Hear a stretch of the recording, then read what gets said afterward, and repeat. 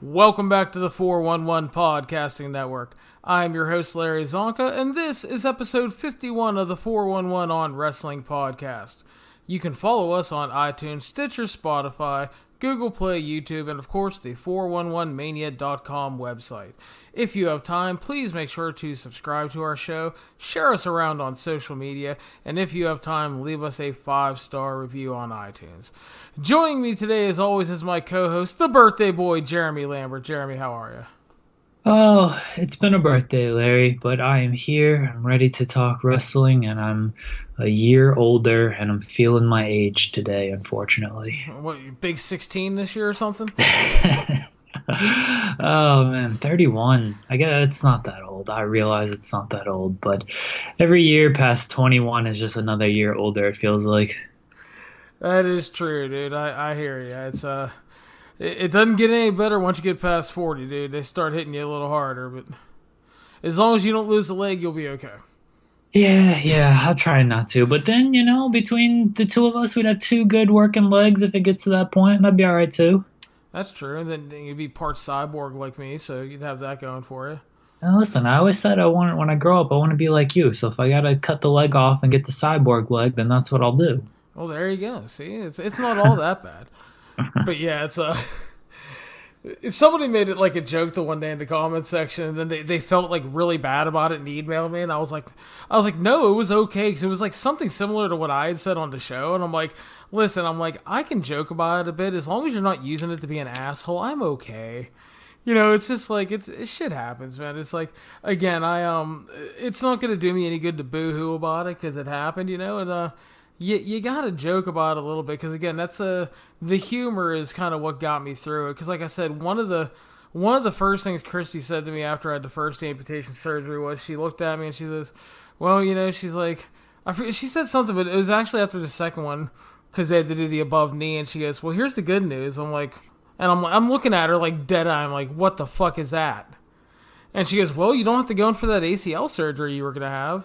Which is true, because I was supposed to have, like, my third ACL surgery. I'm like, she ain't fucking wrong, And I did laugh about that one, because it is true. And the funny thing is like, because, like, obviously I've done, like, some steps and stuff with the prosthetic leg, and it's an odd sensation to go up steps now and not hear my knee grinding and it not hurt really bad. So it's actually, like, kind of nice. And then, like, the other thing was like, when I had to practice, like, getting up off the floor, and she's like, you have to work onto your knees, and then you get onto your right foot and you push yourself up. And I'm like, and I'm thinking in the back of my head, I'm like, yeah, I'm going to get onto my left knee. That's going to work really good. And then I realized, I'm like, I don't have a left knee anymore, and it doesn't hurt to get off of the floor now. I'm like, so that's good. It's like the other day I was hanging out with the kids in the living room. I was sitting on the floor with Alex for a little bit, and I went to get up, and Hannah's like, you need help? I'm like, no, I'm actually fine. And she's like, you actually got up faster than you used to. I'm like, I know, scary, isn't it? You've got the cyborg leg to push up off of. That's right. So it's gotta accept the good thing. So yeah, it's nice not to have that horrible chronic knee pain anymore. But Jeremy, we got our show to do tonight. We got WWE Clash of Champions to talk about. We're going to discuss a little more fallout from the Anthem AXS TV deal. And then we're to give the King of the Ring finals predictions, which take place on Raw, and we'll talk a little bit about the NXT 2-hour debut. So we will start off with WWE Clash of the Champions 2019, held in Charlotte, North Carolina. And, all the championships were defended technically, even the 24/7 title, which made a wacky appearance on the show. Started off with the pre-show, Jeremy. Cruiserweight champion Drew Gulak defeated Humberto Carrillo and Lince Dorado 10 minutes, 10 seconds via pin. Your thoughts, sir? The cock. The Clash of Champions kickoff. The cock. Yeah, WWE cock. That was a hell of a hashtag. Did they not run that by somebody? I mean, come on. The match was fine. It was kind of sloppy at points. Humberto Carrillo, I don't know if he was lost out there or he was just kind of missing stuff, but they were selling stuff that maybe they shouldn't have been selling because it didn't look very good. And I have no problem with like sloppy matches because it can add an element of realism. But if you're gonna do it, you have to kind of show that, all right, he missed. I'm not really gonna bump my ass off for this. And in this match, they sort of bumped a little bit too much off of misses and just some miscommunication. Gulak winning, right call to me. I like his title run. I think he should have a longer title reign we've seen in 205 Live, I guess outside of the Tony Nese run, which was pretty short. But for the most part, these champions get kind of a longer title run. And so I think Gulak certainly fits that bill where he should get a nice, healthy run. And Dorado and Carrillo, not the guys just yet. They do need to build somebody up on 205 Live. Oni was getting up there, but it was too quick for him. They need to start building some guys for that believable title change whenever it's going to come.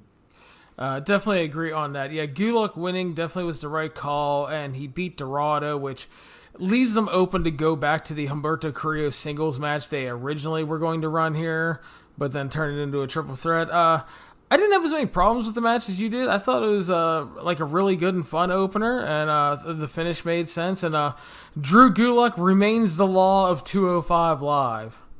I love that. So he is very good. Nothing but love for Drew Gulak. So I'm a fan of Drew Gulak. I hope he gets again this longer title run because he had to suffer through that terrible PowerPoint gimmick, so he deserves this. No, definitely. Yeah. He's a guy that was just kind of like, he was just kind of a workhorse for the show for the longest time. He always had like good matches and stuff, but like you said, he had to do the PowerPoint thing, and he did his best to try to get that over. But it's just, that was really hard on him. But he's just kind of fought through, and he's been probably like the most reliable guy now, especially because like Cedric and Ali and Buddy Murphy are gone.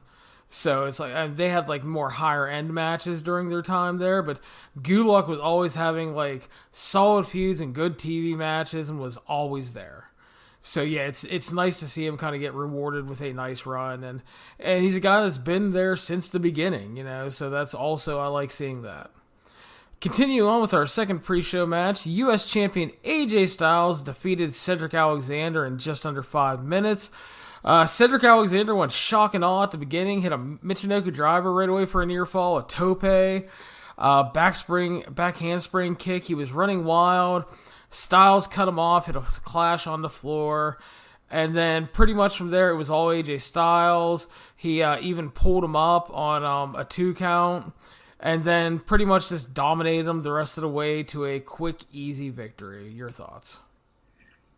Disappointing because it's AJ and Cedric, and you would hope that they would get time and be able to work an AJ and Cedric match, and instead they got 5 minutes. And it was a fun sprint. Like, don't get me wrong, it was good for what it was, but it's tough to have that standout match in 5 minutes, especially when you have these two guys who like, give these guys 10 minutes. Why couldn't they have 10 minutes? You have this whole pre-show, and you gave them 5 minutes. I don't have a problem with a match being on the pre-show because, in theory, you're only going to have 2 matches in the whole hour of the pre-show. So each match should get like 10 to 12 minutes minimum, and it didn't get that, and it sucked. It sucked as far as just the length of match. Match was fine for the 5 minutes. The booking was kind of weird because he ran wild, but once AJ cut him off, he cut him off, and he was done, and then he laid him out post-match, and it's like, all right, Cedric seems to be done right now. So I guess we'll see where it goes, but AJ looked strong in this segment. Yeah, the start gave me like great hope because it was like really great. And I thought we were going to get like a 9 or 10 minute sprint like that and just let them do their thing. And, we didn't get that. It was fine for what it was. Like you said, though, I was kind of disappointed with it because I was expecting a little more. I was hoping for more. And then Cedric got his ass beat in his hometown afterwards. So, fuck you, Cedric. Yeah, don't tell. This is why The Undertaker never lost. He was from parts unknown. They couldn't bury him in his hometown. Damn right. So we moved on to the main show. Raw Tag Team Championship kicked off the show. Dolph Ziggler and Robert Roode defeated Seth Rollins and Braun Strowman 9 minutes 20 seconds via pin to become your new tag team champions of the world, Jeremy. Or new tag team champions of the Raw world, I guess. I thought it was solid with the expected finish of a title change, and it was fine. Yeah, nothing to write home about. I was wrong on my prediction that we'd have the OC or the Viking Raiders are both added to this match, and they beat Seth, and it was, they did the whole partner miscommunication gimmick and whatever, and the problem is when you do that, it doesn't make Seth look great. It didn't really add any heat to the main event, and you almost telegraph your main event finish because, all right, are you really going to beat Seth twice in one night after you've spent all year and then WrestleMania and SummerSlam building him up? Probably not. So this match just didn't do anything. It was a stupidly booked title change to put the titles on Braun and Seth in the first place, and then they stupidly booked their way out of this, them being the champions by accomplishing really nothing. Like, what did their title run actually accomplish outside of Braun wanted the Universal title, but he'd already signaled he wanted the Universal title beforehand. Just a dumb title reign. Yeah, I agree. I was actually hoping your idea was going to come true, because I did like the idea of finding a way to add the other teams in and then someone else taking the fall, and that would have worked well. But yeah, they just kind of went status quo with it. And again, it was fine. There was nothing wrong with it. It's just, I don't know, for like the main pay-per-view opener, it didn't really light my world on fire. It made sense to open with it because Seth and Braun were going to wrestle again later in the evening, but just didn't do a lot for me. Like, a perfectly fine wrestling match, and that's okay, but would have liked something a little hotter to open the show. I didn't even care that it was not that hot. I wanted something that didn't insult me with the booking of it. I hope Robert Roode gets a world title, a universal title shot out of this. I mean, he pinned the champion. Shouldn't he get a title shot on Raw tomorrow night, or a triple threat match with Ziggler in there or something? Like, if you're going to do something like this, I feel you have to continue to play that. Roode pinned the Universal Champion. Okay, it was miscommunication or whatever, but he still pinned the champion. He should get a title shot. I hope they have some type of follow-up with that. I'm waiting for that to be ignored, but it would be nice if they actually followed up, because it wouldn't make sense. I mean, it's just going to be a TV defense. I mean, it's not going to hurt anything. It's not like Roode's bad. Put him in there, let him have a 10-minute match. Seth beats him clean, no big deal. It's just follow up on exactly. It at least. So I definitely agree with that. So, what the hell? Okay. So next up, we have the SmackDown Women's Championship match. Bayley defeated Charlotte in 3 minutes and 55 seconds via pin. They were having a match. Charlotte was controlling most of the way. Bayley ended up exposing the buckles, slammed Charlotte's face into it, and pinned her. Slick little heel win. Bayley bolted after the match, which was great. I did love that little touch. That ruled. Yeah. I mean, it was 3 minutes, 55 seconds. It was perfectly okay for the time it lasted. I did think it was a fine heel win for Bayley, which makes sense. And again, loved her bolting after the match. So, yeah, Bayley retaining, I think, was the right call here, as we talked about in the preview. The booking made sense. Bayley outsmarting Charlotte in this manner definitely made sense and added to her character. And the 40-yard dash afterward was fantastic. So I loved everything about this. It's not going to win Match of the Year awards or anything, but from a booking perspective and what they were trying to accomplish, I thought it accomplished a lot of things. So I thought this was great. I also like the fact that they went with kind of like the cheap shit heel thing, and they did it quickly. Because, like, when you do it after, like, a really long match, it feels really flat. And when you do it in a short match like this, it's kind of shocking. Especially because, while Bayley did turn heel, she's never done, like, the shitty heel win.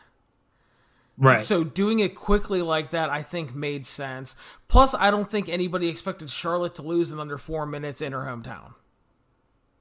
Well, she was in her hometown, so she got the Cedric treatment. I mean, Yeah, she but named herself after the hometown. but she's not Cedric though. She's Charlotte, man. I mean, she's like Doesn't matter. Look, when you go to your hometown, doesn't matter who you are. You're getting buried, son. pretty much. So we stick with SmackDown, the SmackDown Tag Team Championship match. The Revival defeated the New Day to win the titles 10 minutes and 5 seconds via submission. Jeremy, I go to you for your thoughts first. Match was really good, and then the finish happened. And I don't have an issue with the actual like submission finish, but it just the setup took so long, and the crowd just didn't care after the shatter machine, and then they, were like, oh, attack the knee. Like, just do the inverted figure four spot. Like, you don't have to like expose his leg and all this other stuff. It just, the setup was so long that it completely killed the heat on the finish. But prior to that, like, it was really good. New Day's awesome. Revival's awesome. They know how to work the tag formula. So, and I like the title change because I like the Revival and the New Day. Like, they're always going to be over. You can always go back to them at any point. The Revival, they've been really good with Randy Orton. It's been a hot stable, and so I think they've really earned this title run. Hopefully they keep the belts for a little while and have a nice extended reign. Even go back, keep with the New Day feud because there's still life in that. But match was good. I didn't mind the finish. I didn't like how long it took to kind of set up that spot was all. Yeah, the finish definitely came off oddly because, like they took out Big E on the floor with a shatter machine, and then they chop blocked Woods' knee. They hit shatter machine on him, and then like time stood still as they were talking about going after the knee, and then they locked on the submission for the win. And it was like, yeah, I just kind of wish they would have went into it or just pinned them. I mean, just if you're doing the title change anyway. I understand going for the knee because it was established because of the angle heading into it. But just, yeah, it came off oddly. I did think it was really good. I do really like the title change. I liked that it wasn't a very by-the-numbers tag match because it wasn't like, like Shine, Heat, Comeback, and everything. It was, they mixed it up a little bit. I thought the Revival dismantling the New Day by not only taking apart Woods' knee and then taking out the bigger man to focus on the weaker, smaller man was really smart. And now the Revival have won the NXT Raw and SmackDown Tag Team titles. So nice little accomplishment for them. And yeah, I do like the title change. I've loved their little trio with Orton. And I don't know how much further that's going to go because we'll talk about Randy Orton later. So, but yeah, I agree. I liked it. Thought it was really good. So we move on to the WWE Women's Tag Team title match. Alexa Bliss and Nikki Cross defeating Fire and Desire at 8 minutes and 5 seconds via pin. Jeremy, what did you think of this one? I learned that Sonya is the fire, or Sonya is the desire, and Mandy is the fire. I definitely thought that was flipped, but if you listen to their intro, Sonya says fire, and Mandy, I'm already screwing it up because I think it's the other way. Sonya says desire, and Mandy says fire. Okay. Did you know this, Larry? I did not. You learn something new every day on this show, Jeremy. The match was good. Like it was good. I didn't have much expectations going in. I thought Mandy and Alexa worked really hard. Nikki Cross worked really well too with her babyface fire, and finish was good. I like the little 24/7 spot in there, and Alexa going after the title because why shouldn't she? And yeah, the 24/7 title was defended on this show. Yeah, a good little tag team match, and this is what the division needed, whether you like Alexa Bliss and Nikki Cross as a team or not. Alexa is going to make those titles feel important because she's going to be on every show. She's going to be in multiple segments or at least one big talking segment and a match. And so the titles have felt meaningful again, and Alexa and Nikki have made it that way. Yeah, I agree with that. Alexa and Nikki are a fun combo because of the whole angle they did leading up to their title win. I enjoy the pairing. I think it's fun. I like Mandy and Sonya a lot. I think they have a lot of potential, and I thought the match was really solid. Nothing wrong with it. Just a little disjointed here and there, but nothing bad. It wasn't like it was sloppy and like botched spots. It was just slightly off at a couple points. But yeah, I think it was the expected finish. And yeah, they retain and they're going to move on as champions. I'm going to be interested to see who they actually can pair up to start, challenging them. And now with NXT on Wednesdays as a 2-hour property coming up here, it would be nice if they can work somebody in NXT up to challenge them like they rumored that they were going to do at the beginning of the women's tag titles, to actually have it defended on all 3 brands, because I think that would be a lot of fun. The one spot I really liked was the high-low spot. I think Mandy throws a good little knee. She throws a hell of a V-trigger, dude. Yeah. She does. Yeah. And she looks really... The best part is it not only looks great, like it kills somebody, but she's like fucking graceful as hell when she does it too. Yeah. Like she's like soaring through the air. I love it. I really like that spot, and it led to a good finish outside of commentary. When it's not a finish because commentary just fucking spoils it. But I like that spot, and I'm with you that they got to get some challengers. They've got teams. They've got plenty of women on the roster that could pair up and throw together and make this happen. It's just a matter of putting the effort into it. I think they need to establish that, if the rosters are going to be exclusive, I don't know if these can be like the only floating titles, but maybe that's the way they'll go with it. It's weird to have the women's tag team titles as floating titles and everything else is upon itself going to be brand exclusive. But we'll see what happens. I think if you do it as a floating, it kind of almost waters it down. And that might sound weird because you would think it would give it more prestige, but it waters it down simply because you can only do one feud at a time, at least in WWE. They're not going to put multiple feuds together and whatnot. So they're only going to be on one brand anyway, having a main feud. So anytime they just like show up on a different brand, you're not going to think much of it. So we'll see what happens with the belts. But as long as Alexa has them, then they'll have some type of meaning and some type of prestige. Yeah, and I know a lot of people don't like her, and it's like, I get it because they didn't like some of the title runs and all that, but the thing is like, whether you really like her or not, they have built her into a star. And she gets a reaction, and when she's on the shows, she gets, like you said, multiple segments a lot of times, and her having these titles now, it's like, no offense, is way better than the Iconics having them. Definitely. And I mean, I love the Iconics and their backstage videos, but that's all they were backstage videos. Exactly. Moving on, Intercontinental title match. Shinsuke Nakamura defeated The Miz at 9.5 minutes via pin. I thought they had a pretty good match. A little too much bullshit with Sammy, I thought, hurt it. But I thought they largely worked well together, and Nakamura retaining, I thought, was going to be the call. And with the Sammy interference, I think I talked about in the preview that I could see Miz having to beat Sammy on TV to get another title shot down the line.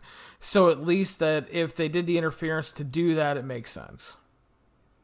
I enjoyed the match. I thought it was pretty good. The Sammy stuff hurt it a little bit, but I like Miz grabbing the microphone and chucking it up the ramp at one point. I thought that was a fantastic spot.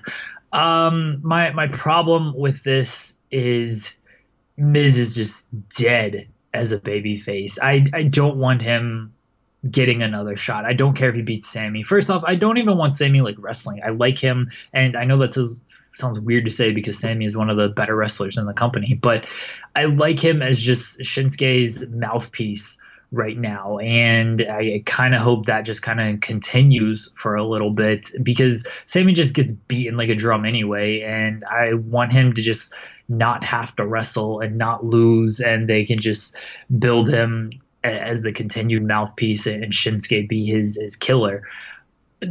Miz is just dead as a babyface, though. This guy hasn't won any big matches on pay-per-view. He beat, I guess, Dolph Ziggler at the night after Ziggler got killed by Goldberg to earn this title shot. Like, he hasn't beaten anybody.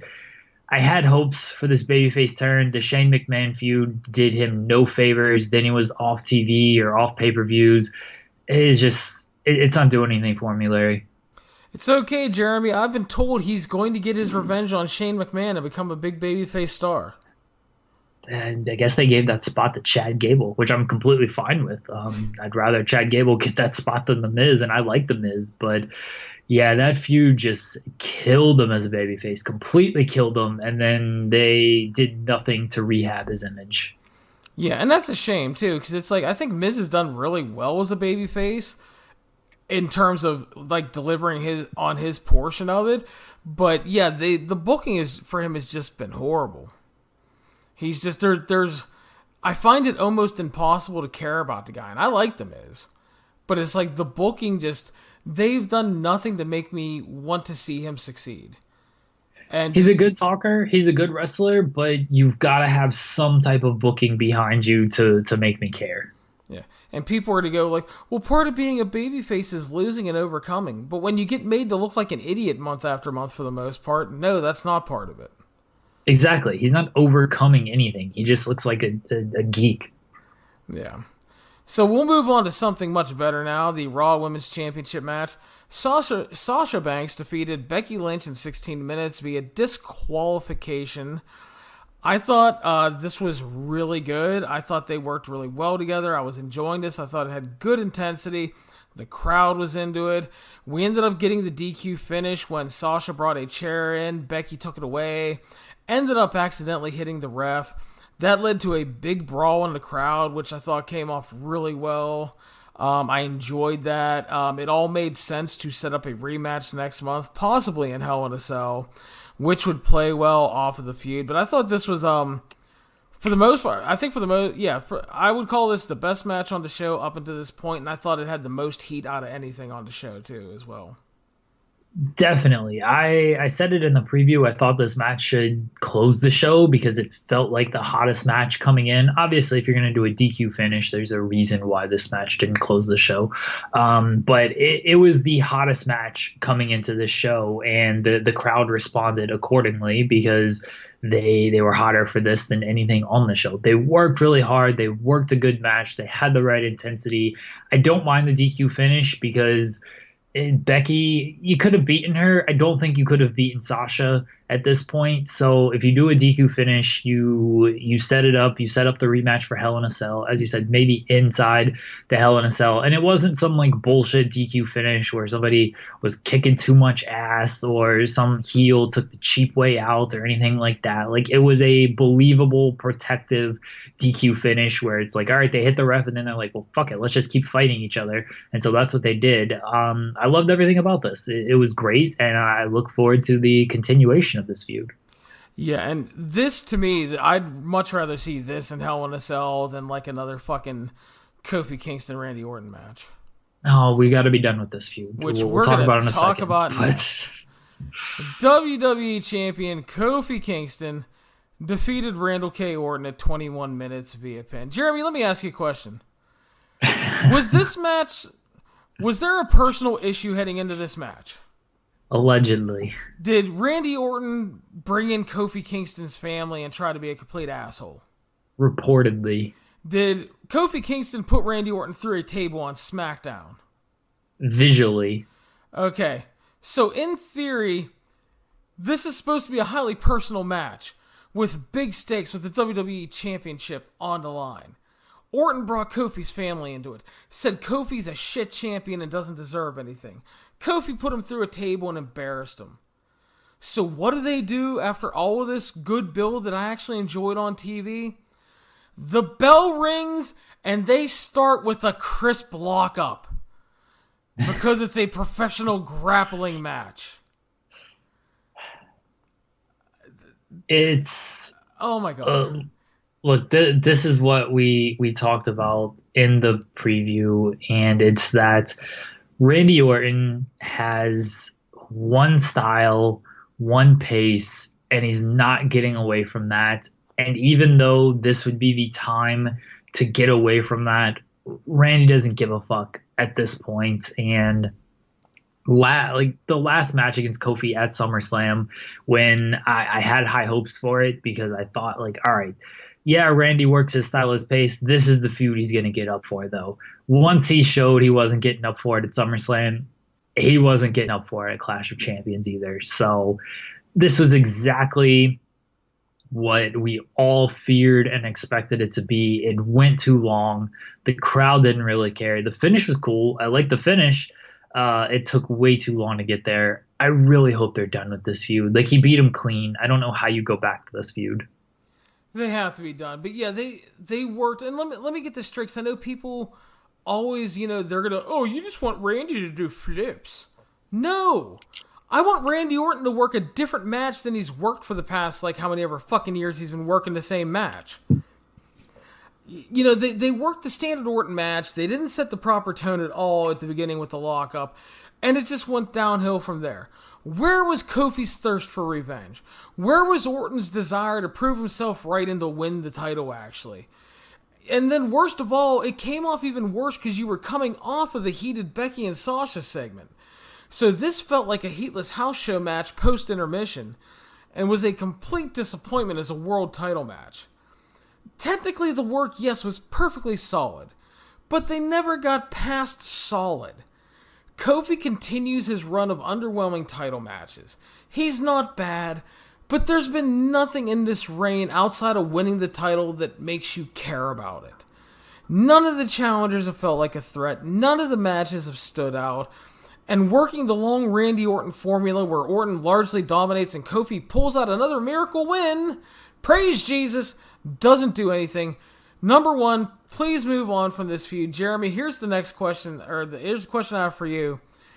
Is it time to pull the plug on the Kofi Kingston title run?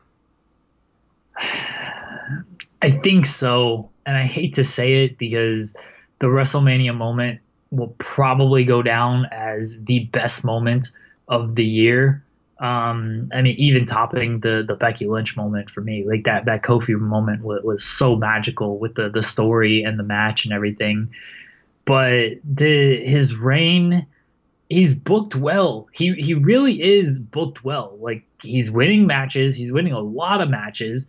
He took he took a fall in like a 2 out of 3 falls nonsense that they were doing for that 2 or 3 weeks, which was dumb.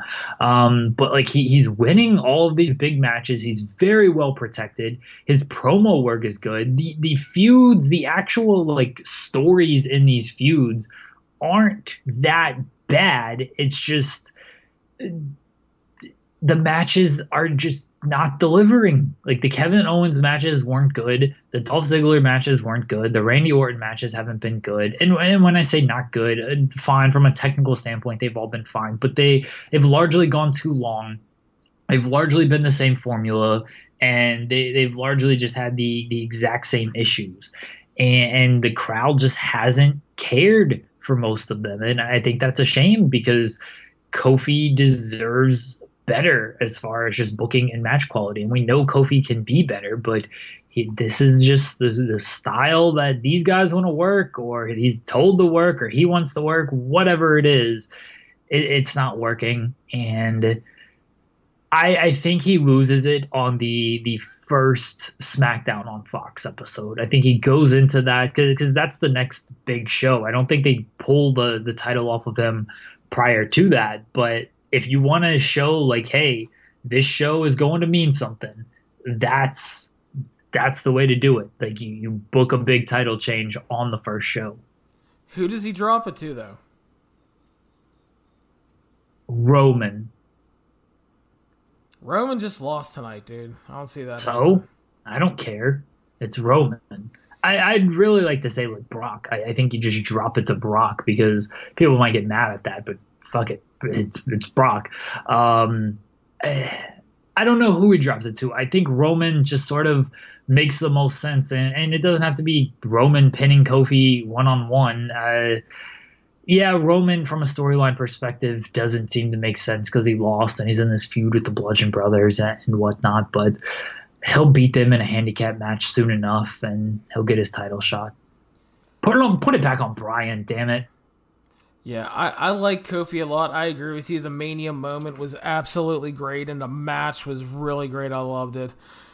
But despite the fact that he has been booked well when he wins matches and everything, it's just, this run hasn't worked, man.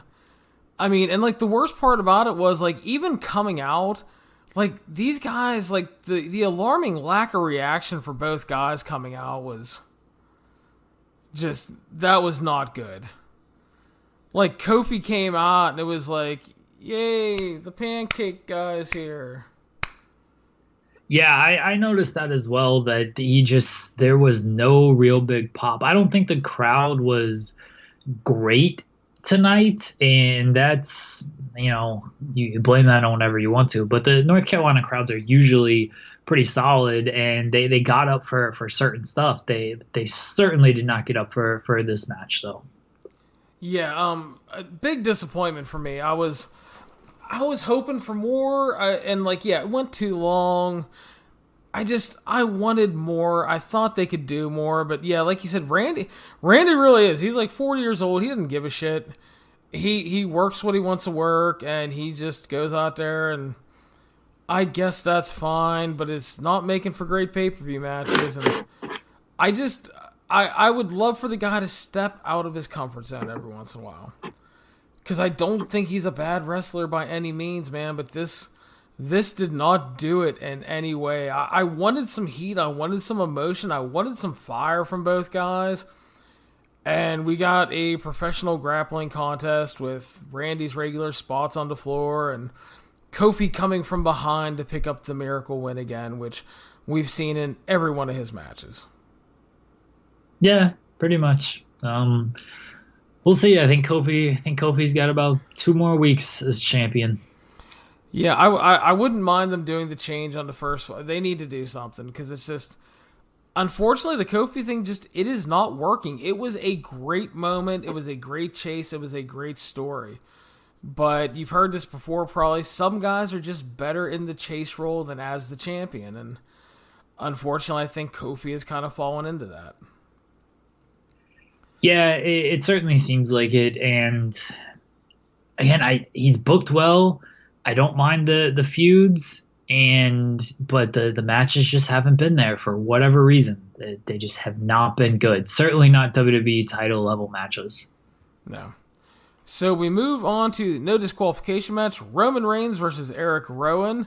Now the story behind this one, Jeremy, is, if you recall, was Rowan supposedly tried to kill Roman Reigns on several occasions. So guess what? Roman Reigns didn't wait for the bell. He didn't work a crisp block up. He attacked him on the floor and tried to beat the living shit out of him to begin. It's not that hard to start a match properly, you know what I'm saying?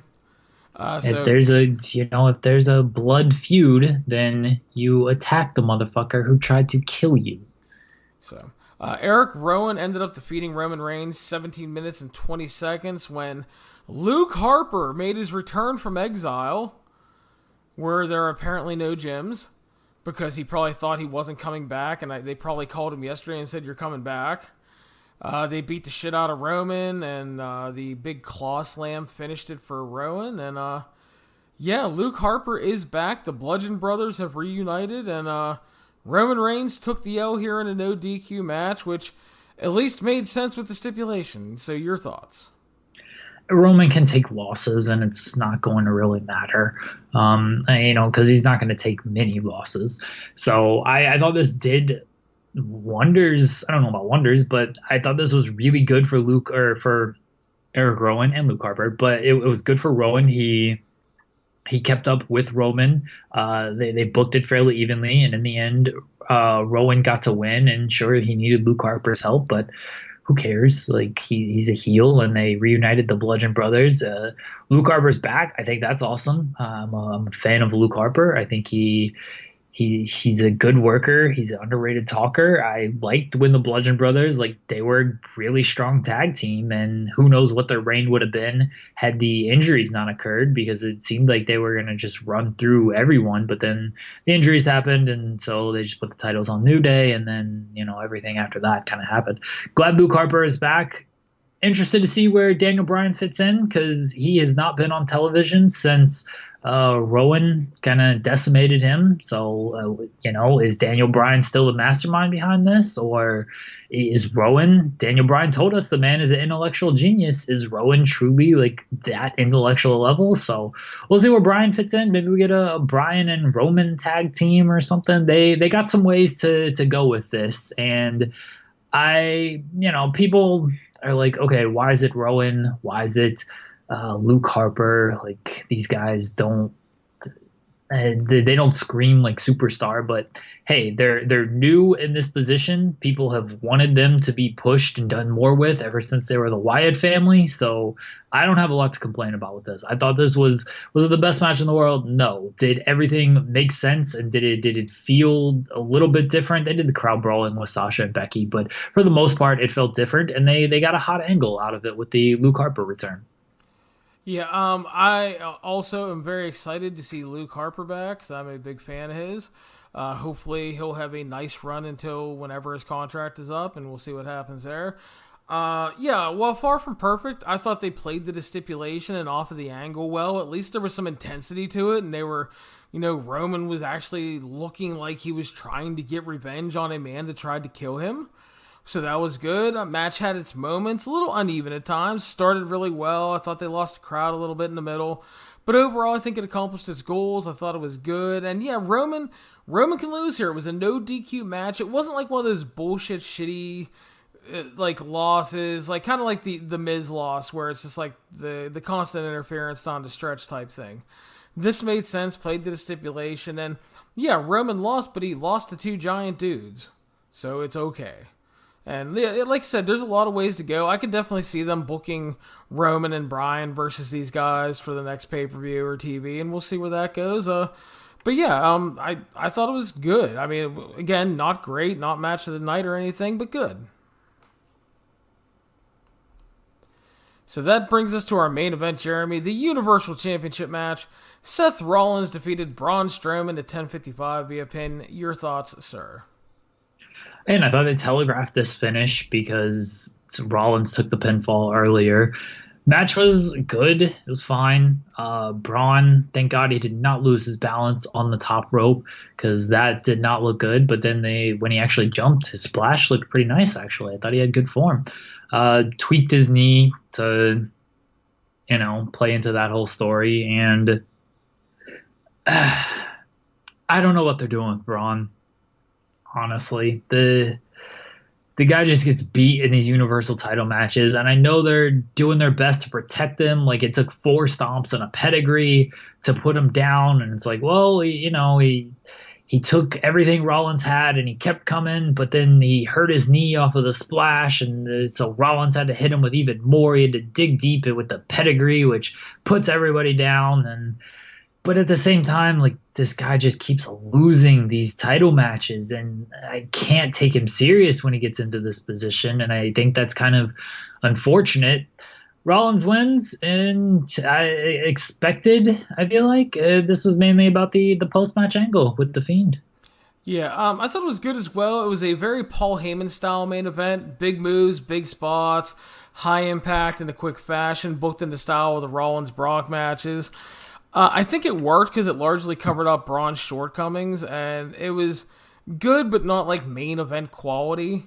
Like I expect a little more from the main event, but I mean, could have been a lot worse. I mean, they could have worked a slow plotting main event with, lots of rest holds and just bullshit to where like nobody cared, but they tried to keep the energy up, and like you said, it was more about the post-match angle. I don't know what the hell. Yeah, Braun just feels so dead as a challenger. They heat him up here and there, and it works to a degree, but then it's also like, yeah, like it works to a degree, but do you really care? Do you really buy him winning? I would not be surprised to see him end up on SmackDown away from the Universal title for a while to maybe get rebuilt up many months down the line for a championship match. They need to do something with him because like it's not like Braun's bad. But like you said, it's hard to get really invested in him. And he's good. He's gotten himself into tremendous shape. The crowd mainly likes him, but at the same time, they just don't buy him on that level, and there's a reason for that. So yeah, get him away from Raw, get him on SmackDown. He'll just feel fresh being on SmackDown because he's been on Raw for pretty much the majority of his run. I can't think of Braun Strowman doing a whole lot on SmackDown. I'm really not sure how often he's appeared on that show. So just being on a different show will make him feel a little bit fresher. Yeah, and then the post-match angle, as you mentioned, was The Fiend arriving and laying out Seth Rollins with Sister Abigail on the stage, allegedly, supposedly, because it was really dark and stroby. But that was the big post-match angle to set up the Hell in a Cell match.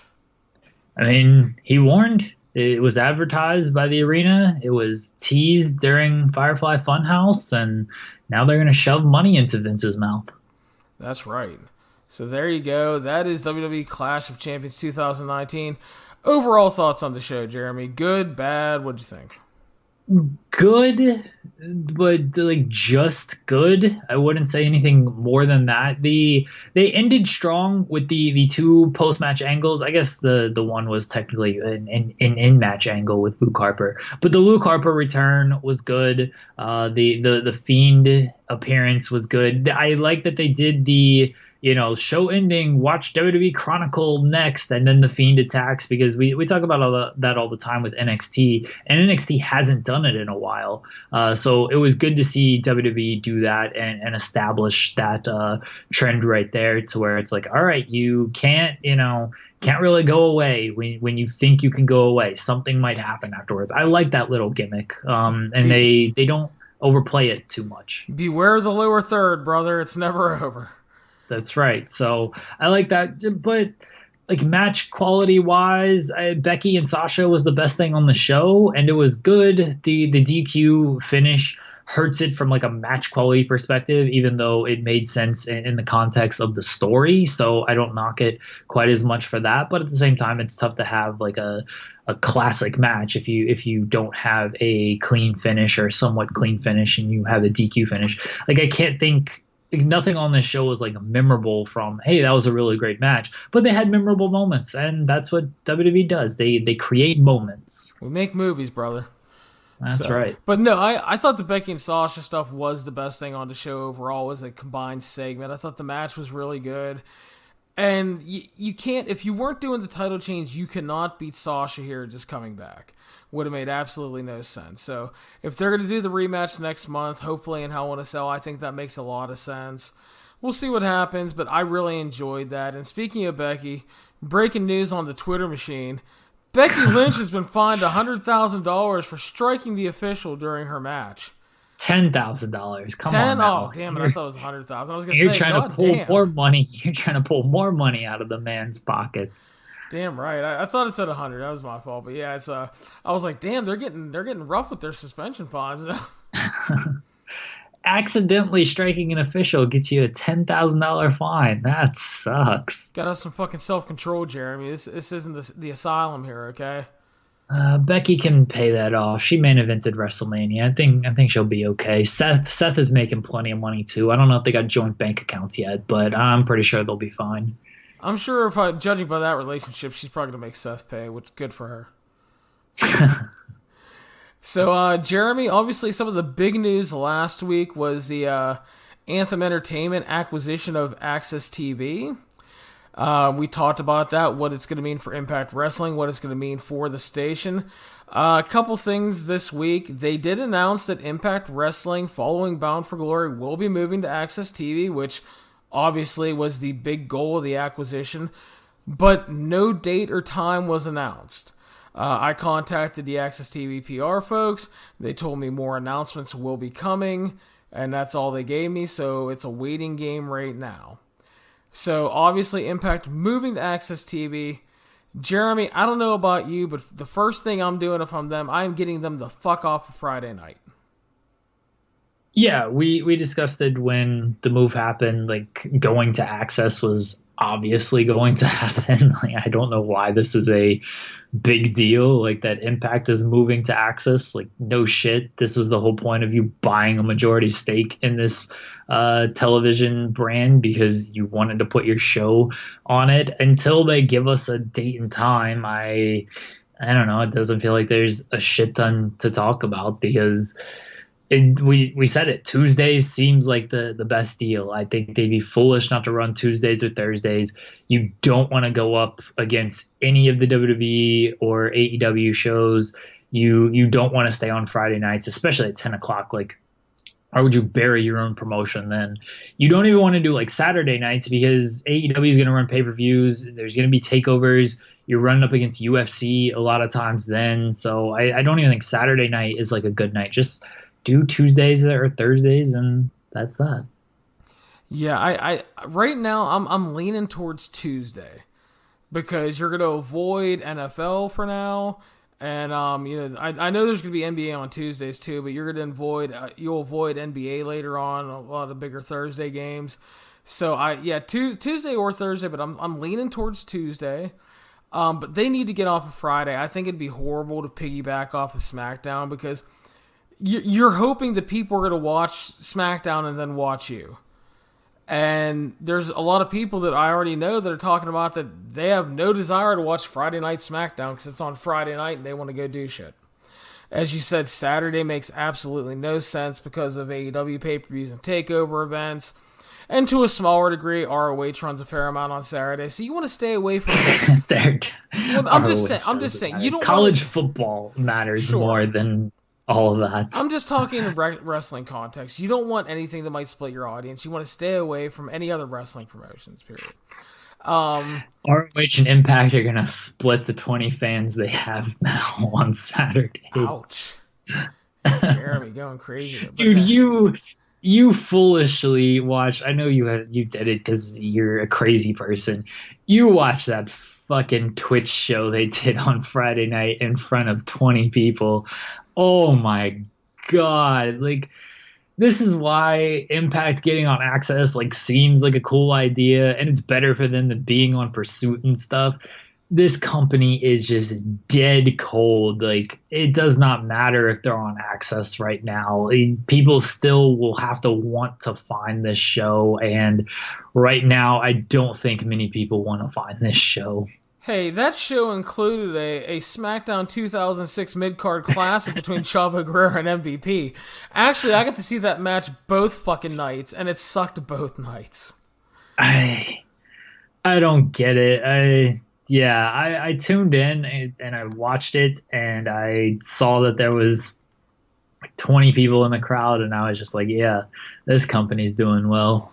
Well, the best part was someone tried to say that, oh, you know what? They're doing just as good as ROH is. It's like, listen, ROH numbers are down, but the Spectacular Tour, they drew 500 and 600 fans on those three shows. So there was from all live reports I heard, I think there was 100 people at that Friday Twitch show, and it looked like it. If there's 100 people.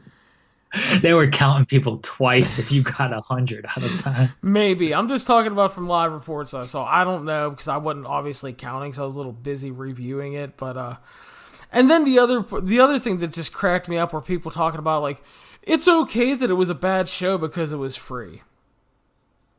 No. Okay. No, that is not okay. Do you know why it's not okay? Because here's the thing. Your company profile absolutely sucks right now. And if you want to get people to watch it, if somebody comes along this Twitch show and goes, oh, Impact Wrestling for free, maybe I'll watch it. I don't know what the likelihood of that is, but let's say that happens, right? And you put on a shitty show. What is going to be the chance that they ever tune back in? It's like if you go to Sam's Club, man, and they're giving out free samples, and you stop by and grab a Swedish meatball, and it tastes like a pile of shit. Are you going to buy the Swedish meatballs? No, it failed in its goal if the sample was bad. Just because it's free does not mean it's okay for it to be bad. And then I got the other one, well, you can't expect every show to be good. Actually, in 2019, with the way wrestling is, yeah, I can't expect shows to be good because they usually are. So don't give me that bullshit.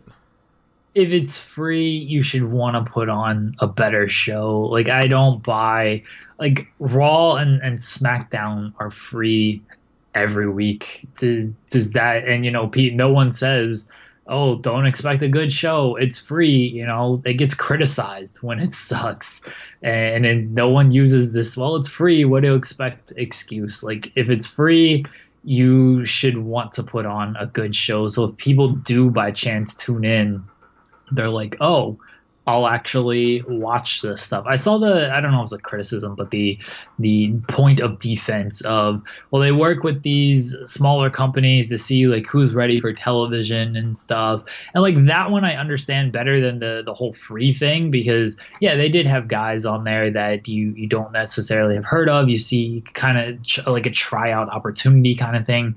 But if you're going to do that, don't give me Chavo against MVP in 2019. Yeah, and overall pick better guys, because the only one that was really worth anything on those shows was Fuego del Sol was really good, and then everybody else was just a warm body pretending to be a wrestler. So yeah, it's yeah. So anyway, back to the AXS stuff. One of a big move this week, Jeremy, was the fact that live MMA is done on AXS TV.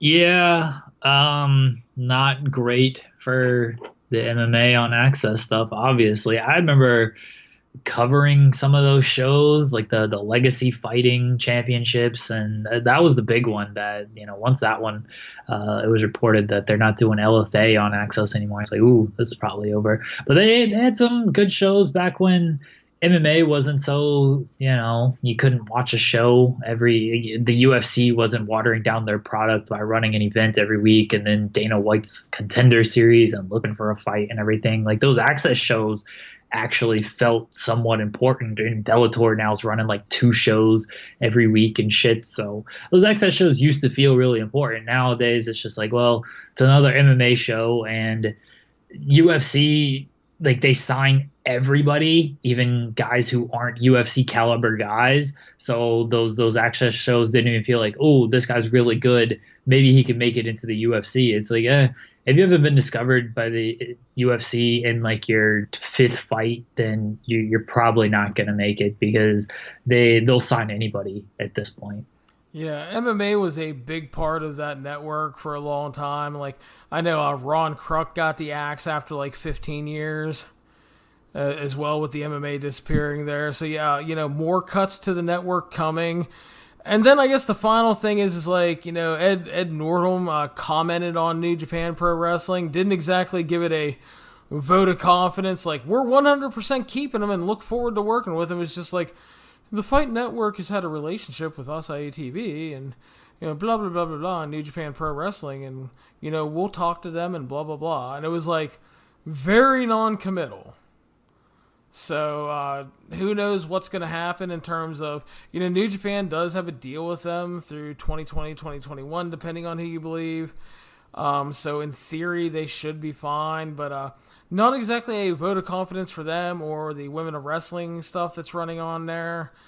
I guess we'll see what happens. Obviously, a lot of changes is going to happen, but dropping the MMA is a little bit of a scary proposition, I think, just because of they're axing a lot of stuff, and that's I don't know what that's going to mean for just the overall growth of that network, because that was a kind of a big part of the network for a long time. This is exactly what they did to the Fight Network. Yeah. It's the Fight Network, so you should have like fights. and sports entertainment and that kind of action on your network. And they're like, we'll get rid of all this shit. And like AXS it's become a home for combat sports fans with their MMA events and New Japan and Women of Wrestling and now Impact. It's like, hey, this network could be like a cool combat sports type network, and throw in some Sammy Hagar stuff. But like, that's what this network could be. And instead they're like, yeah, it's just gonna kind of be the Impact Network, and we'll throw in our fishing shows that we had on Pursuit and stuff. Like, it doesn't. This is why I don't have any faith in the deal, because I don't have any faith in Anthem. I think it's run by morons, to be honest. So yeah. It's fine for Impact. They'll get a better television spot out of it, but it's like, if that was the goal out of all this, I feel like you need to aim higher than getting Impact a better television slot, because we've seen them in better television spots, and it doesn't last long, and it doesn't really actually boost the company or make the company profitable in any way. You actually acquired a network that has some visibility, that has some good things going for it, and it's like, we're gonna get rid of all that stuff. Yeah, and we got a little bit of heat I saw from the way we discussed it last week because people thought we were being negative on Impact. It's not so much we're being negative on Impact, we're negative on Anthem. We don't trust Anthem. They have a sketchy business history. You look at what they did with the Fight Network, and that's what we're talking about. They let go of tons of great people at the Fight Network, and to their credit, a lot of them moved on to better things afterwards. And then they, I question some of the stuff they've done already with AXS TV, like some of the names we talked last week that they got rid of that were great in their PR roles, which that company desperately needs. So, yeah, I worry about, it's not that, oh, boo, Impact. No, I worry about Anthem. I don't trust that management and ownership, and we'll see what happens. I hope it works out well for Impact, but God only knows, right? Look, Impact's going to be fine. They're getting a better time slot out of this on a bigger network, and Impact is never going to die. We're going to be 80 years old discussing Impact, and, they're putting on a show in front of 15 people, and they're still around for some reason. But Impact is fine. It's just I feel like Impact fans should want more for their company, and they should want more from the owners of their company to actually boost the profile of the company overall. It doesn't boost the profile of the company if they keep gutting good things for them.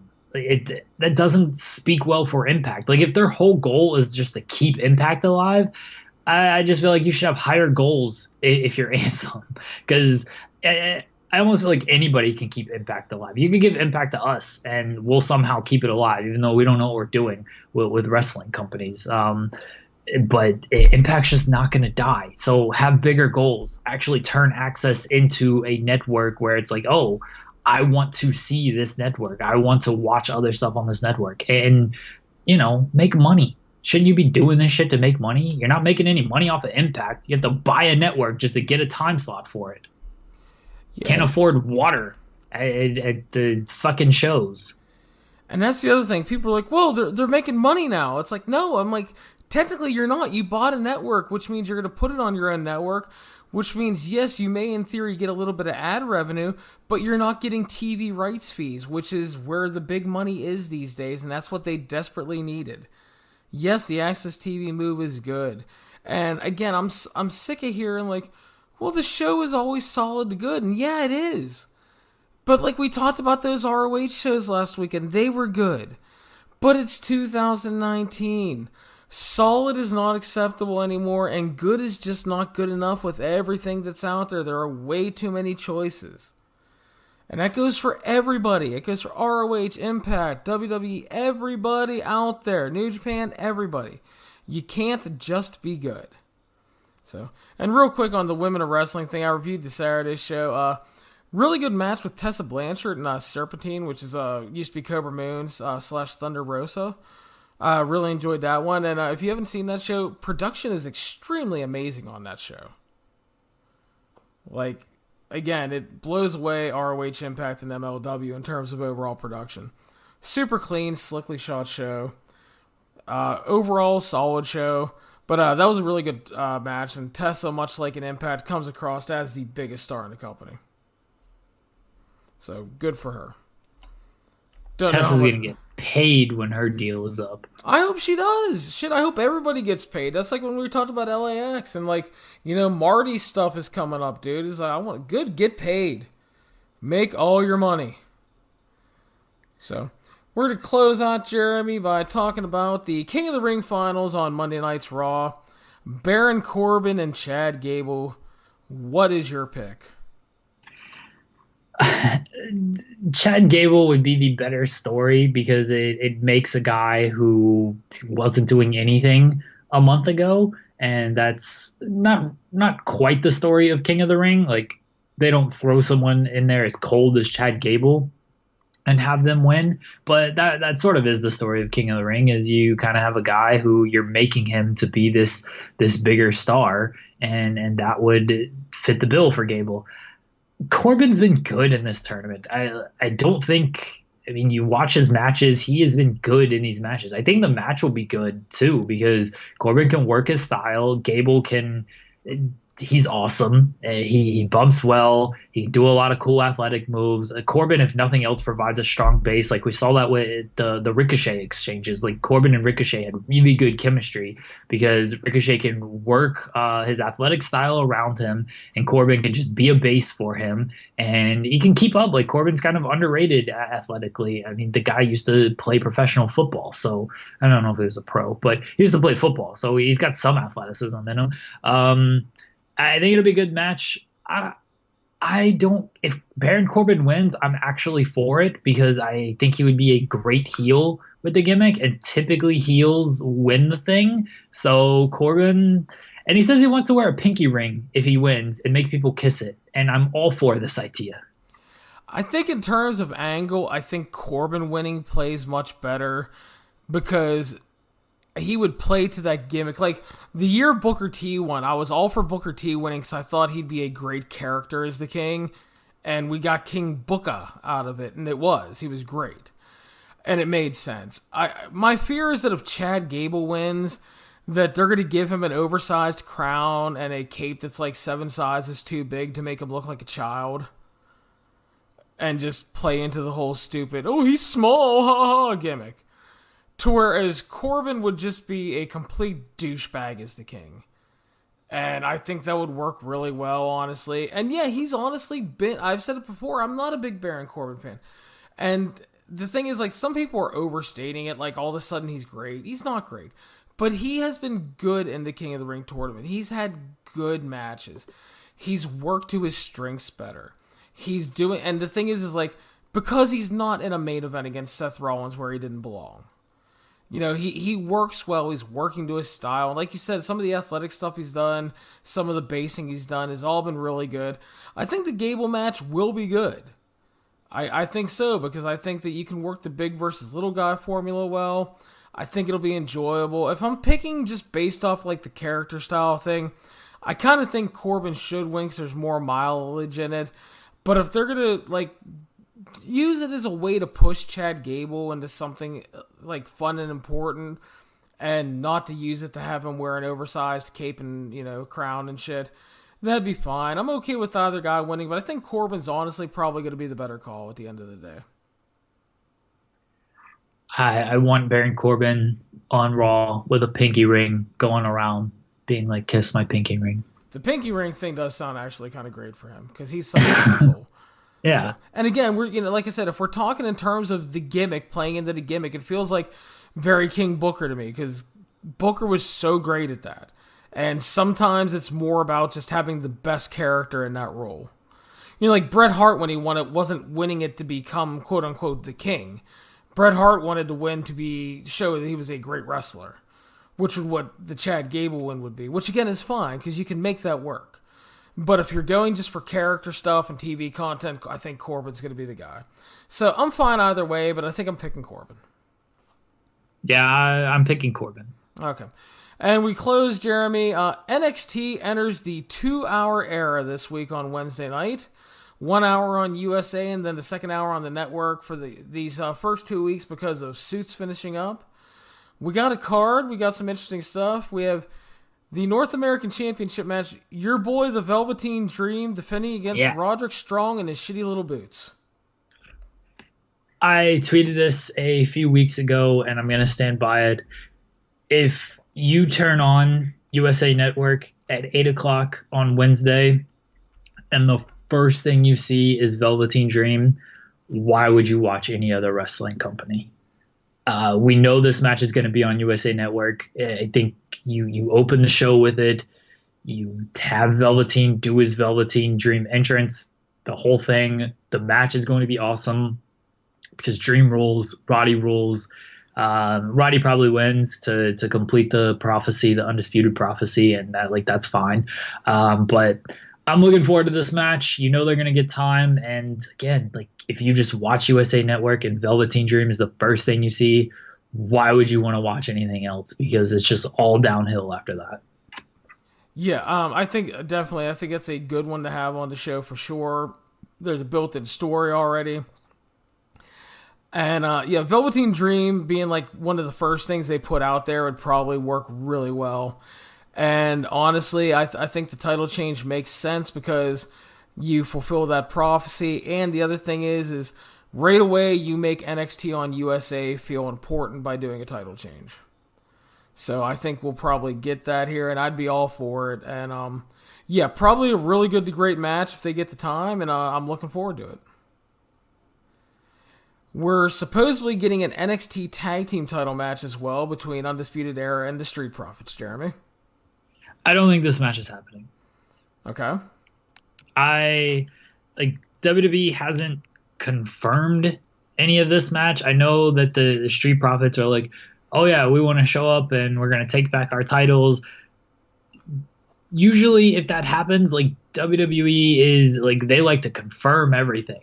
And they're going to do it right away. They're going to promote it, especially if it's like a tag team title match like this. You want to, get that out there. They got 3 matches. The North American title match is going to get time. The Fatal 4-Way is probably going to get time, and the Street Fight's probably going to get time. Like, they don't usually shortchange stuff on time, and you've only got that 2 hours less than with commercials, and you've obviously got your segments and stuff. So you add this match, you got to give it time because it's a tag team title match. I just don't think this match is actually going to be on this show. If it is, and I'm wrong, fine, I'm wrong. I think Undisputed Era, if the match happens, Undisputed Era wins. I just don't think this match is going to be on this show. I think that's actually a fair assessment because they haven't confirmed it yet. And I think that if you go ahead and you do the setup this week for the match, have the Street Profits come out, do their big challenge, have Undisputed come on and be like, nah, fuck you. Regal comes out and he's like, listen, Sunshines, we're going to do this next week. Then you not only have a 1-week build, but then you can have the Street Profits and their wacky talkie segments on Raw also hyping the match for the next week on Raw in front of a bigger audience, which makes more sense to me. So, yeah, like you said, they haven't confirmed it, and it doesn't make that much sense to do it right now, especially when you can build it up for week 2 or even week 3.